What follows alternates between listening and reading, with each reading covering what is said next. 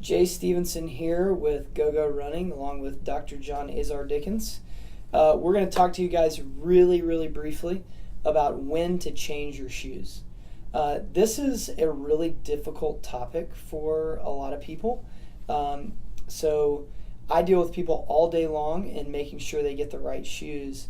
And one of the biggest issues is no one knows when they got their last pair of shoes.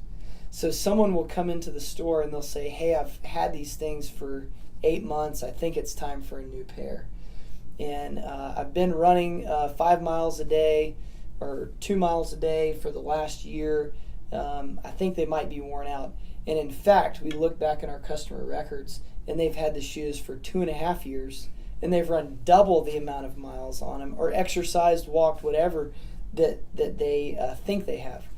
One of the things you can do is you can look under the tag of most shoes, and the last 4 digits on the product number have the month and year manufacture date. So you can see how old your shoes are. I recommend that to our customers all the time. Make sure that they can see that. The other thing is, I'm actually going to show you, hopefully it shows up. On the bottom of the shoe, if your tread is all the way gone, like say in the middle of the shoe, or all the way gone on the heel of the shoe, that's good evidence that it might be time for a new pair. The third way, the way I like to do it, and I'll see how you do it, is I draw with a pen on the side of my shoes, and I just make slash marks or draw like a little star, and each star represents 50 miles.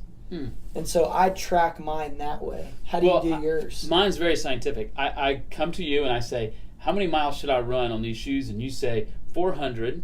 And then I put in my Garmin monitors my gear, so my running watch on my smartphone. And so I just tell my smartphone, and I start when I get a new pair, I program it in, and every time I run, uploads it to that, and I check it. And when I hit 400 miles, I change shoes. Pair. Yeah, absolutely. So that's I put your distance in there. And what I do is, and I recommend this to a lot of people if they want to do it, is let a pair half wear out, and then buy a second pair.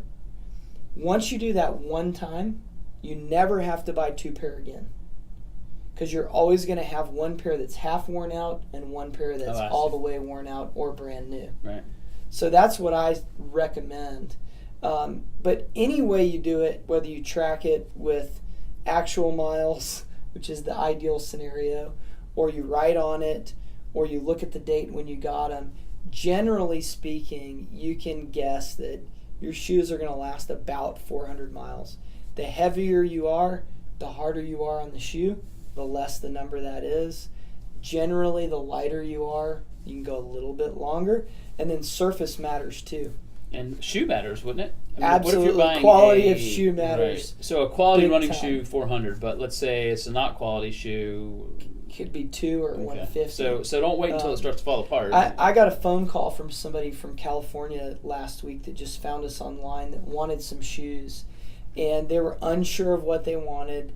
And even though I probably could have sold them a pair over the phone, I told them, I said, listen, I gave them 3 recommendations of stores around them that had the capability to fit them, let them try them on. And I said, just go to one of these places, try out the shoes, spend half an hour and get the right one. You won't regret it. Yeah. All right. So that's good advice. Yeah. So about 300 to 400 miles on high quality shoes, and track it however you can. Yeah.